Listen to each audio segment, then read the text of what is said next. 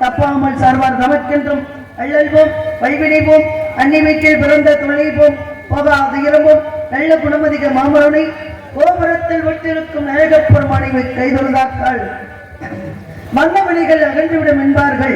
பாலும் தெளிதேனும் பாதும் பருப்பும் இவை நாளும் கலந்துனக்கு நான் தருவேன் கோலம் செய் துங்க கரிமுகத்து தூமணியே நீ எனக்கு சங்கத் தமிழ் மூன்றும் தா தா தா என்று அவை பிராட்டி எப்படி விநாயகப் பெருமானை வணங்கினாலோ முக்கன் முதல்வன் என்று சொல்லக்கூடிய விநாயகப் பெருமானை அப்பேற்பட்ட விநாயகப் பெருமானை இந்த வழியாகப்பட்டவள் வணங்க வேண்டும். அவர் துதியை பாட வேண்டும். எப்படி என்றால் பொம்ம பொம்ம தாத்தா பொம்ம பொம்ம தாத்தா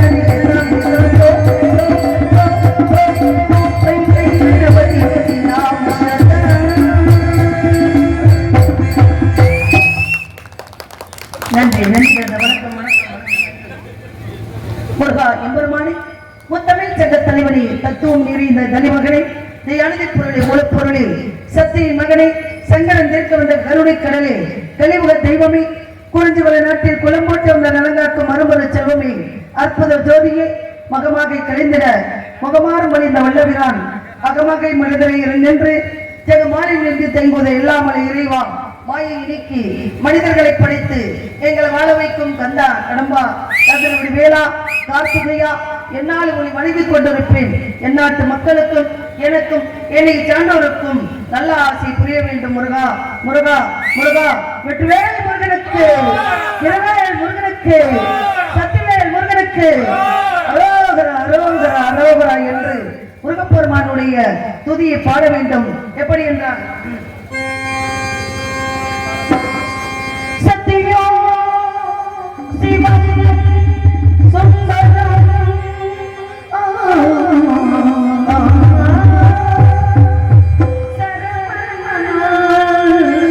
திருப்புகழ் மந்திரம் அழகன் முருகனிடம் ஆசை வைத்து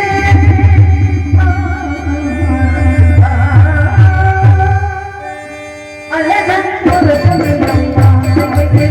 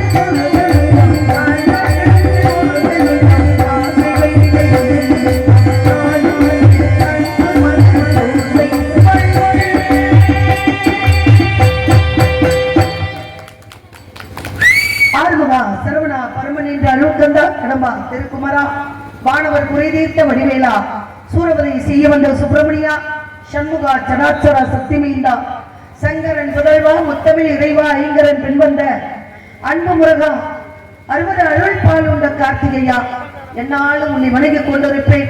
இந்த வள்ளிக்கும் எந்நாட்டு மக்களுக்கும் கல்வி செல்வம் வீரம் வள்ளி அழைத்தை தர வேண்டும். எல்லாரும் பாருங்க, ஒரு பெண்ணுகிட்ட பால் குடிச்சிருப்போம். முருகப்பெருமான் 6 திரு கார்த்திகை பெண்கள்கிட்ட பால் அறிந்து நமக்காக இந்த பெருமையெல்லாம் அருமையெல்லாம் சக்திகளை எல்லாம் ஒன்று திரட்டி சக்தி என்று சொல்லக்கூடிய தாய்கிட்ட வேல் ஆயுதம் என்று சொல்லக்கூடியதை வாங்கி நமக்காக மக்களுக்காக தமிழ் கடவுள் முருகப்பெருமான் இந்த தமிழ் மக்களுக்காக காத்துக் கொண்டிருக்கின்றார். நினைத்த மாத்திரை முருகா என்று சொன்னால் முருகாத மனம் உண்டா என்று சொல்வார்கள்.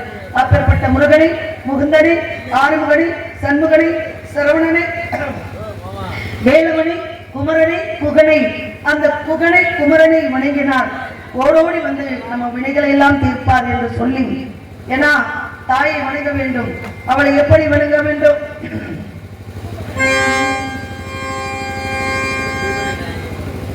முத்துமாரி அம்மனுக்கு திருநாளா முகத்தகை காண வரும் ஒரு நாளா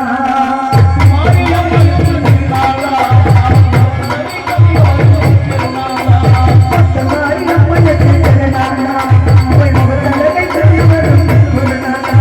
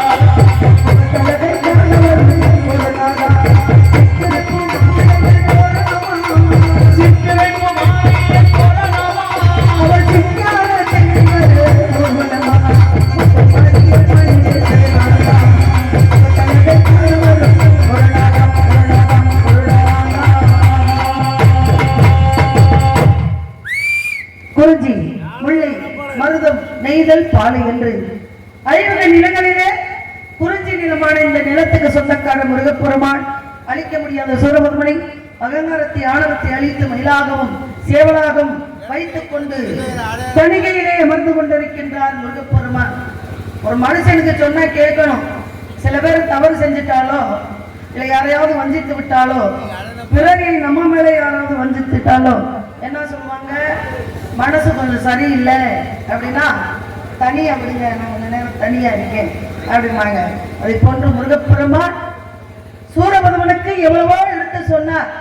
எவா என்னுடைய அண்ணன் என்று சொல்லக்கூடியவனை அனுப்புனேன், அவனுக்கு நீ கட்டுப்படல. என்னுடைய படைகளை அனுப்புனேன், அவனுக்கும் கட்டுப்படல.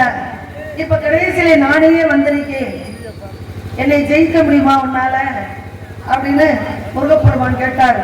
நீ யாரா இருந்தா என்ன, உன்னை ஜெயித்தே காட்டுவேன். சூரபத்மன் சென்றார். உடனே என்ன செஞ்சார்? தாய் குடித்த வேலாயுதத்தை கொண்டு 2 கூறாக பிளந்து மயிலாகவும் சேவலாகவும் தன்னுடைய காலுக்கடியிலே முருகப்பெருமானை வைத்திருக்கிறார். எதற்காக அப்படின்னா, எதுக்கே எப்போதுமே கண்ணோட்டத்தோடவே இருக்கணும். நம்மளை நினைக்கிறவங்க எப்பாவதுதான் நினைப்பாங்க. நம்மள நல்லா இருக்கணும்னு நினைக்கிறவங்க வாழ்க்கையில எப்பாவது நினைப்பாங்க. சொந்தக்காரவங்க, நம்ம பெரியம்மா பெரியப்பா தாத்தா பாட்டன் பூட்டன் சொந்தம் பந்தம் எல்லாம் எப்பாவது நினைப்பாங்க. ஆனா நம்ம எதிரி இருக்காங்க பார்த்தீங்களா, அவங்க தான் எப்படா இவங்க அழிவாங்க அப்படின்னு அனுதினமும் யோசிச்சு கொண்டே இருப்பாங்க. வாழ்க்கையில் அதுதான் உண்மை. அப்பேற்பட்ட எதிரி என்று சொல்லக்கூடிய சூரபதுமனை பக்கத்திலே வச்சு பார்த்துக்கிட்டு இருக்காரு. விட்டா முடிஞ்சு சோழி அப்படின்னு பக்கத்திலே முருகப்பெருமான் வைத்து நல்லா சொல்லிக்கிட்ட உன் பாட்டில் அவன் ஊர் உண்டு வேலை உண்டு வீடு உண்டுன்னு இருந்தான். அவனுக்கு எவ்வளவோ உபதேசம் சொன்னோம், கேட்கல. கடைசியில இரு கூறாக பிளந்து காலுக்கடியில வைத்திருக்கிறோமே அப்படின்னு முருகப்பெருமான் தணிகையிலே அமர்ந்து கொண்டிருக்கின்றார்.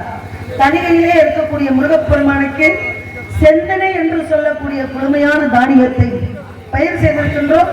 அதை அறுவடை செய்து வெள்ளந்தனையை அழுவது நாள் காவல் காக்க வந்திருக்கேன். யாருக்கு? நம்பிராஜனுக்கும் நங்கை மோகினிக்கும் வளர்ப்பு மகளாக பிறந்து காணம் பாடி கொண்டிருக்கின்றேன். முருகப்பெருமானை காணவில்லை என்று தேடிக்கொண்டிருக்கின்றேன். அப்பேற்பட்ட முருகப்பெருமானுக்கு சிந்தனையை படைத்தால் மனம் குளிர்ந்து அதை வாங்கிக்கிட்டு எனக்கும் என்னை சார்ந்தவர்களுக்கும் முக்கியமாக என்னுடைய நாட்டு மக்களுக்கும் முருகப்பெருமான் சரியாக 3 மணி அளவில் காட்சியளிக்கப் போகின்றார். அந்த காட்சிகளை நாம் காண வேண்டும் என்பது என்னுடைய வேண்டுகோளாக வைத்து முருகப்பெருமானை வள்ளியாகப்பட்டவள் மனதிலே நினைத்துக் கொண்டு காதலாக பாடிக்கொண்டிருக்கின்றேன். எப்படி? இன்னிசை பாடி வரும் இளங்காற்று கூறுவதில்லை, காற்றலை ஒரு பாட்டொலி கேட்கவில்லை, ஒரு கவனம் வருகையில் உள்ளம் கொள்ளி போகுதி, ஆனால் காட்டி முகவரி கண்கள் அறியவில்லை. ஒரு தேடல் அதை தேடி தேடி தேடு மனது நுழைகிறது.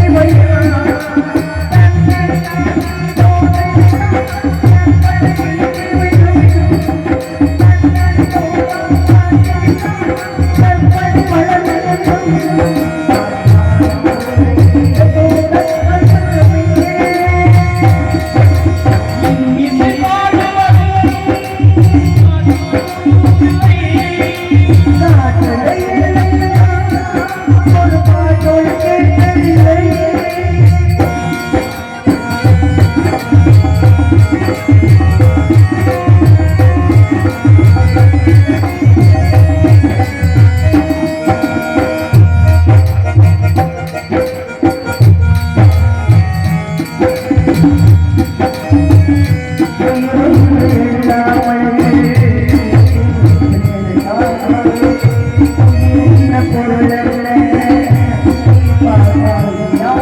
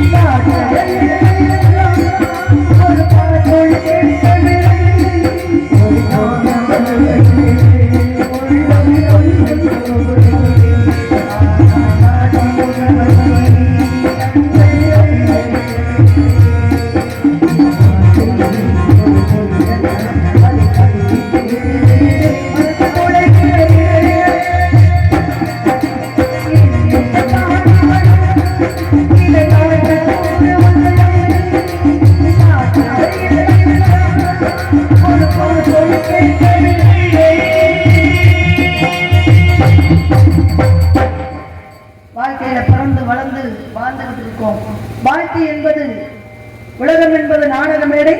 அதில் நாம் எல்லோரும் நடிகர்கள். புருஷன் பொண்டாட்டிக்கிட்ட நடிக்கிறோம், பொண்டாட்டி புருஷன்கிட்ட நடிக்கிறோம். இவங்க ரெண்டு பேர்த்துக்கிட்டையும் சேர்ந்து பிள்ளைங்க நடிக்குதுங்க. காசு கொடுத்தாத்தான் அந்த வேலையை செய்வேன், காசு கொடுத்தாத்தான் இந்த வேலையை செய்வேன் அப்படின்றதுங்க வீட்டில் உள்ளதுகளை. உலகத்தில் இப்படிலாம் இருந்துகிட்டு இருக்கோம். இந்த மண்ணு பொண்ணு பொருள் இதுக்குதான் ஆசைப்பட்டாங்க உலகத்துல. மண்ணாசைப்பட்டாங்க, பொண்ணாசைப்பட்டாங்க, பொருளாசைப்பட்டாங்க. இன்னைக்கு அதெல்லாம் ஆசை கிடையாதுங்க. எல்லாருக்கும் பதவி ஆசை பித்து பிடிச்சு அலைகிறாங்க, லோன்னு அலைகிறாங்க. பதவிக்காக லோன்னு அலைகிறாங்க. எல்லாமே நடக்குது வாழ்க்கையில. இந்த உலகத்துல என்னென்ன நடக்கக்கூடாதோ அதெல்லாம் இந்த பதவி ஒண்ணுக்காக நடக்குது. பார்க்க சில பேரை பார்க்கும்போது நல்ல விஷயமா இருக்கு, சில பேரை பார்க்கும்போது ஏன் இப்படி அலைகிறாங்க அப்படின்னு இருக்கு.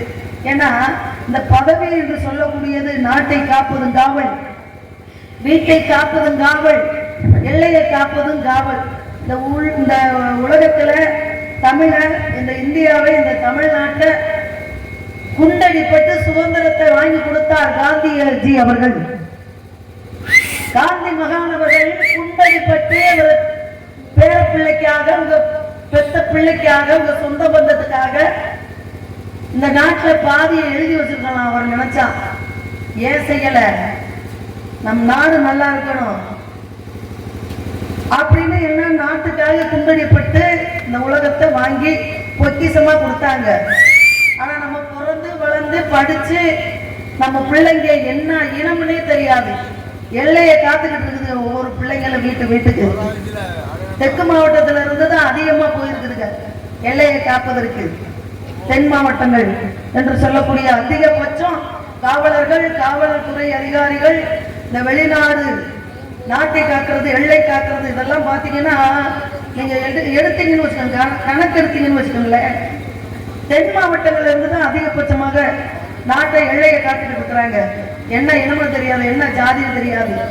ஆனா அவங்க எல்லாம் போய் அங்கே நாட்டை காத்து, எல்லையை காத்து, நம் நாட்டுக்கு, நம் மக்களுக்கு எந்த விதமான ஒரு பாதிப்பு வரக்கூடாது என்பதற்காக உயிரையே பணைய வச்சு காத்துக்கிட்டு இருக்காங்க. எதுக்காக சொல்ல வரேன்? அப்ப நம்ம பிள்ளைங்க போய் அங்கே காத்துக்கிட்டு இருக்குதுங்க. நம் நாட்டை பிறர் அந்நிய தேச மன்னர்கள் இங்க வந்து ஆட்சி புரிந்துடக்கூடாது, நம்ம எல்லையை கடந்துடக்கூடாது, உள்ள வந்துடக்கூடாதுன்னு கறக்குது இல்ல. அப்ப இங்க உள்ளவங்க நம்ம எப்படி இருக்கணும் ஒற்றுமையா? இந்த உலகத்துல எல்லாமே நம்ம வச்சுட்டு போறதாங்க, எதையுமே கொண்டு போறது கிடையாது. மண்ணா இருந்தாலும், பொண்ணா இருந்தாலும், பொருளா இருந்தாலும், ஆடையா இருந்தாலும், எதையுமே நம்ம வந்து வீட்டுல நம்ம கட்டையில போகும்போது அருணாக்குடி போட்டுருந்தா கூட அட்டை போட்டாங்க. இதுல என்ன சேர்த்து, என்ன வச்சு, என்ன கொண்டு போறோம்? விட்டு கொடுக்கணுங்க, வாழ்க்கையில விட்டு கொடுக்கணும். ஒரு பிள்ளை தவறு செஞ்சா அந்த பிள்ளைய பசங்கள்லாம் நிறைய பார்த்தீங்கன்னா அடிச்சுக்கிட்டு பயமா இருக்கு.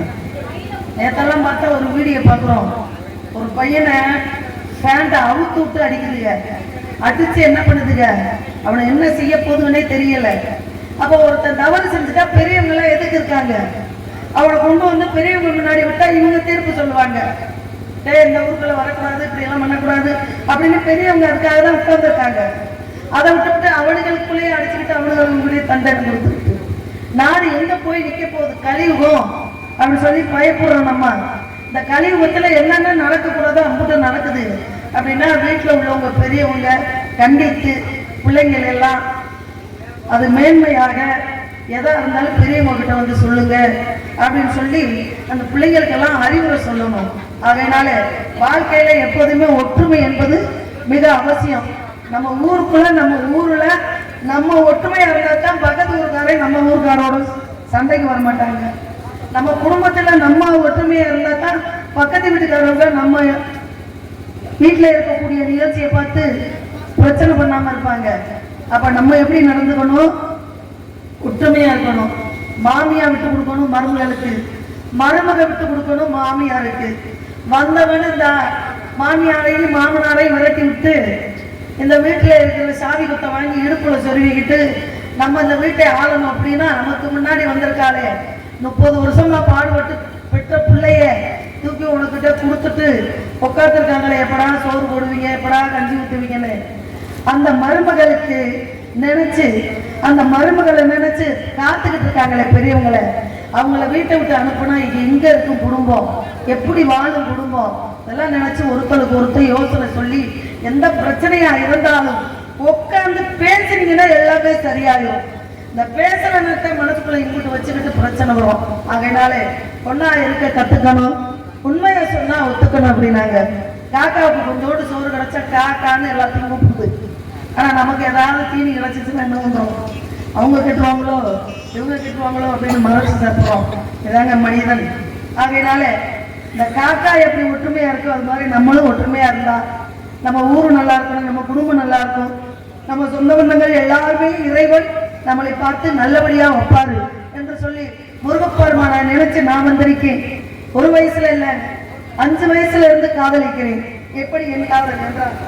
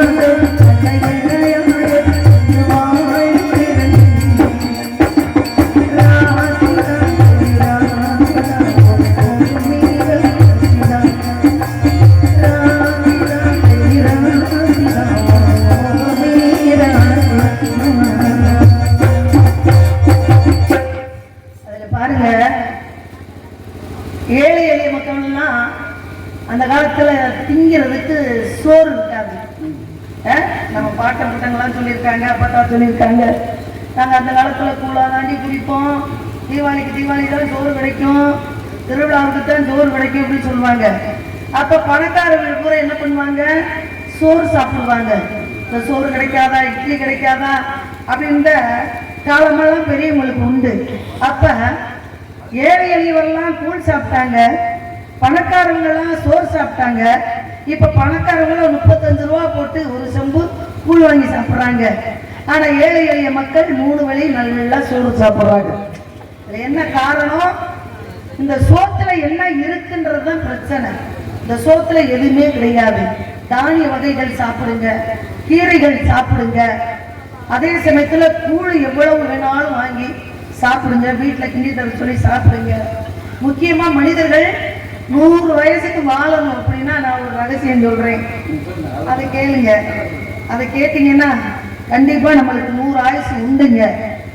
என்ன அதிகபட்சமா இன்னும் கொஞ்சம் தோசையில எண்ணெய் ஊத்துங்கன்னு சொல்லாதீங்க. எதாவது அவிச்சு சாப்பிட்றீங்களோ அதுல எந்த விதமான நோய் நொடியும் இருக்காது. இட்லியில இருக்காது, கிழங்கு வகைகள் அதை வச்சு சாப்பிட்றோம் பார்த்தீங்களா, அதுல இருக்காது. எண்ணெய் சத்தை அதிகமா எடுத்து இந்த போய் ஹோட்டலுக்கு போனோம்னா அதை போட்டு இதை போட்டு வறுத்து எண்ணெயோட அதெல்லாம் சாப்பிடாதீங்க. சாப்பிட்டீங்கன்னா என்ன ஆகும், உடலுக்கு எண்ணெய் பசை உடல் பருமனமாகி, அதே சமயத்துல திருவிழா தேர் வச்சா மினிமமா என்ன சொல்றீங்க அப்படின்னா கறி சாப்பிடாதீங்க. மாமிசம் என்று சொல்லக்கூடிய எவ்வளவுக்கு எவ்வளவு நீங்க கறியை ஒதுக்குறீங்களோ, சைவம் எவ்வளவு சேர்த்து சாப்பிட்றீங்களோ, மோர், தயிர், பால், இந்த மாதிரி கீரை வகைகள் இதெல்லாம் எவ்வளவு உடம்புல சேர்த்துக்கிறீங்களோ, கறியை ஒதுக்குறீங்களோ, வாழ்க்கையில உடல் நல்லா இருக்கு. என்ன சாப்பிட்றோமோ அதுவாகத்தான் நம்ம ஆகும். மாட்டை சாப்பிட்டா மாட்டு மிருகத்தனம் தான் வரும், ஆட்டை சாப்பிட்டா ஆட்டு மிருகத்தனம் தான் வரும். அதே சமயத்துல காய்கறிகள் கனிகளை சாப்பிடுங்க, எவ்வளவு பழங்கள் சாப்பிடணுமோ சாப்பிடுங்க, மோர் தயிர் சாப்பிடுங்க, கீரை சாப்பிடுங்க. அசைவத்தை ஒதுக்கிறீங்க. இந்த திருவிழாவுக்கு போனா என்ன மச்சனே எங்க அக்கா புரிச்சேன் கவனிக்கிறீங்களா, வர்றேன் மச்சான் எல்லாம் பண்ணாதீங்க. போனீங்கன்னா அளவோட சாப்பிட்டு வாங்க. இன்னும் கொஞ்சம் சாப்பாடு சாப்பிடணும் அப்படின்னு நினைக்கும் போது எந்திரிச்சுட்டா இந்த வயிறு இருக்கு பார்த்தீங்களா, இந்த உடம்பு காலையில 9 மணிக்குள்ள சாப்பிடணும். சாப்பிட்றதுக்கு ஒரு நேரம் இருக்கு, அதை செமிக்கிறதுக்கு ஒரு நேரம் இருக்கு. இதெல்லாம் நிறைய பேருக்கு தெரியாது. 9 மணிக்குள்ள காலை சாப்பாடு சாப்பிட்டா 10 மணி, 11 மணி, 12 மணிக்கு செமிக்கிற டைம். இந்த செமிச்சாத்தான் இந்த காலையில சாப்பாடு நம்ம சாப்பிட்டது செமித்தாதான் அடுத்த மத்தியானத்துக்கு நம்ம சாப்பிட்றதுக்கு பசி எடுக்கும். ஆனா அந்த 9 மணிக்குள்ள சாப்பிடாம நான் 11 மணிக்கு தாண்டி சாப்பிடுவேன், நான் 9 மணிக்கு தாண்டி சாப்பிடுவேன் அப்படின்ட்டு ஆணோ பெண்ணோ இப்படி சாப்பிட்டோம் அப்படின்னா செமிக்கக்கூடிய கால நேரத்துல கொண்டு போய் உணவை போட்டா நம்மளுக்கு செமிக்காது, தின்ன உணவு செமிக்காது. அப்ப மதியான சாப்பாடு எப்ப சாப்பிடுவீங்க, 4 மணிக்கு 3 மணிக்கு சாப்பிடுவீங்க. இந்த 4 மணி 3 மணி 4 மணி இந்த அந்தி சந்தி இந்த 6 மணி பொழுது இறங்கிருக்கீங்களா, அந்த நேரத்துல எந்த கடினமான உணவும் போடவே கூடாது. அது போட்டீங்கன்னா உங்களுக்கு வயிற்று வலி வரும், உடல் வேதி வரும், நிறைய விஷயங்கள் இருக்கு. 3 வேளை சாப்பாடு, அந்த 3 வேளை சாப்பாடு 9 மணிக்குள்ள காலை சாப்பாடு, 1 மணிக்குள்ள மதியான சாப்பாடு, இரவு 7 மணி 8 மணிக்குள்ள அதிகபட்சம் 7 மணிக்கு சாப்பிட சொல்றாங்க. 7 மணிக்கு இந்த 3 வேளை சாப்பாடு சாப்பிடும்போது இடையில இந்த 3 வேளை சாப்பாட்டுக்கு இடையில கனமானத காக்கல மிச்சர் என் பிள்ளைக்கு வாங்கி வச்சிருந்தாரு என் புருஷன், அதை எடுத்து தின்னு அப்படிலாம் பண்ணக்கூடாது. கடினமான உணவை திங்காம டீ சாப்பிடலாம், காபி சாப்பிடலாம், அதையும் நிப்பாட்டிக்கங்க. உலகத்திலே மிகப்பெரிய கொடுமையானவன் அசுரை யாரு தெரியுங்களா, வெள்ளை சீனி என்று சொல்லக்கூடியது. வெள்ளை சீனியை எம்புட்டுக்கு உடம்புல சேர்க்கிறீங்களோ உங்களுக்கு உடம்பு பருமன் ஆகும், உடம்பு சர்க்கரை வியாதி வரும். அந்த வெள்ளை சீனியை அதிகபட்சமா சேர்க்காதீங்க. இந்த காப்பி டீ சாப்பிட்றவங்க எல்லாம் எவ்வளவுக்கும் நீங்க குறைக்கிறீங்களா, எதுக்காக சொல்றேன், மனுஷன் வாழ்றதுக்கு உண்டான வழிதான் நான் சொல்லக்கூடியது. அதனால இதெல்லாம் ஒதுக்கி இன்னும் கொஞ்சம் சாப்பிடுவோம்னு நினைக்கிற பார்த்தீங்களா, இன்னும் குறைஞ்சி சாப்பிட்டா தேவை. அந்த நேரத்துல எந்திரிச்சு செமிக்கக்கூடியது கொஞ்சோண்டு குறை வைக்கணும் வயிற்றுக்கு. இதெல்லாம் வாழ்ந்தா 100 ஆயுசுக்கு வாழும். ஒல்லியா இருக்கிறவங்க பாருங்க, குண்டா இருக்கிறவங்க 100 ஆயுசுக்கு இருக்காங்களா, நீங்க இப்ப எல்லாம் காணொலியில எல்லாம் பாக்குறீங்க. எலும்பு தோலுமா இருக்கிறவங்க தான் 100 வயசுக்கு வாழ்றாங்க, 120 வயசுக்கு வாழ்றாங்க. உண்டா எந்த அளவுக்கு சாப்பிட்டு சாப்பிட்டு உடம்பு வச்சிருக்கிறோமோ ஆயுள் கம்மி. ஆகையினால மனிதர்கள் வாழ்றதுக்கு ஆரோக்கியமான உணவை எடுத்து வாழும்படி அன்போடு கேட்டுக்கொண்டு நான் முருகனை